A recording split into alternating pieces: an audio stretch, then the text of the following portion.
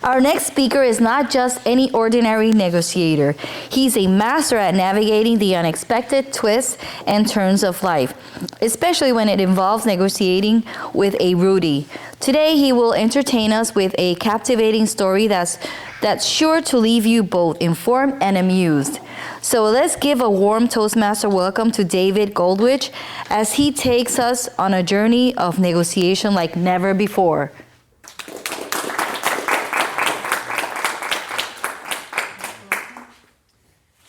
Somewhat. Okay.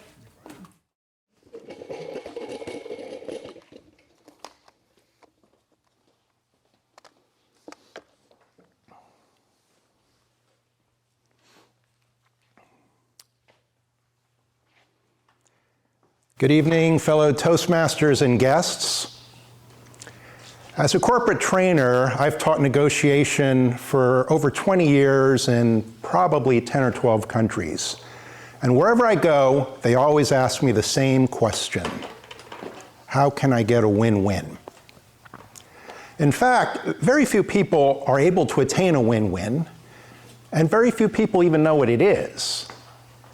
A win-win is not just an acceptable outcome. A true win-win is when both parties get the best possible deal without leaving anything on the table. The best possible deal, one that maximizes and optimizes. You might say an epic deal. And one way to get such an epic outcome is to leverage value. I'll give you an example. Back in the 90s, when I had more hair and fewer responsibilities, I attended a Cheap Trick concert. Do any of you know Cheap Trick? All right, shout out your favorite Cheap Trick songs. One you don't want me. Yes. All right, true. Surrender. Dream Police. When I was in college, I was a huge Cheap Trick fan, but I never got to see them in concert until years later at the Coconut Grove Arts Festival. Rick Nielsen, the lead guitarist, is a brilliant performer. Besides his guitar chops, he's known for two things. First, his massive collection of hundreds of guitars, including some custom ones. He has a guitar that looks exactly like him. He has a guitar with 5 necks. I'd hate to be the guy that has to tune that thing.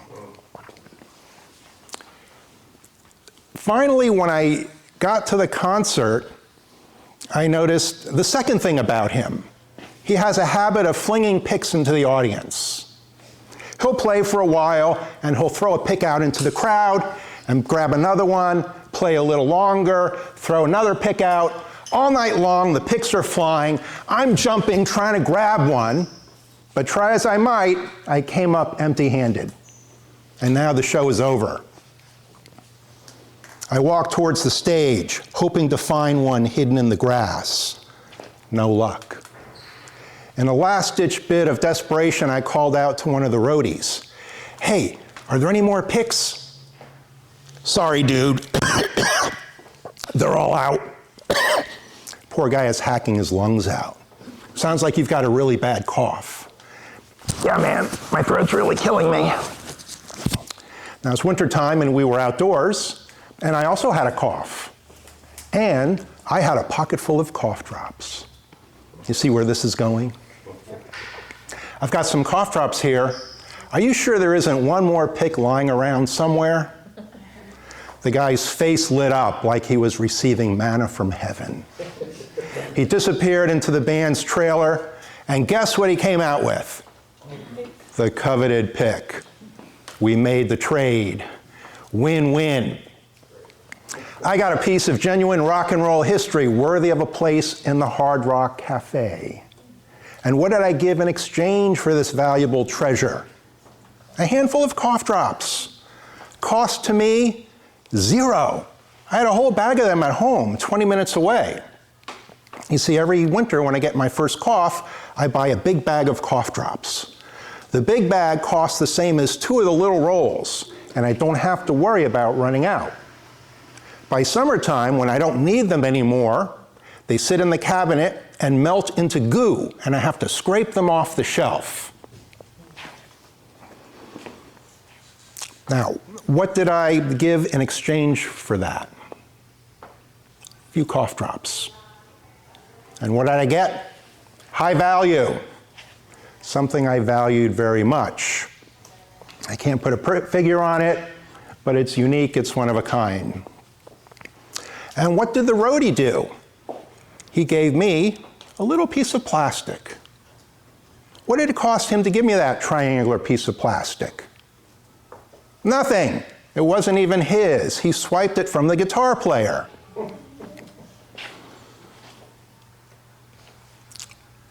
Not only did I get the pick, I also got this great little story.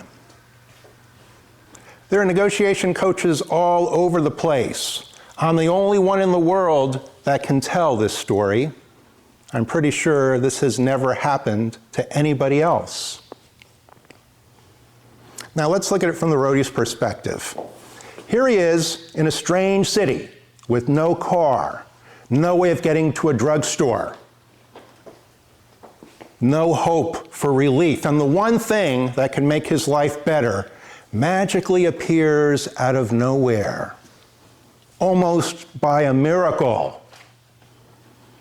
And what did he give me? Just a pick. Was this all just luck? No. I knew exactly what I wanted. I knew what the other guy needed, and I knew what we each had to offer in exchange, even though it wasn't obvious at first. I saw the possibility for a win-win, and I made it happen.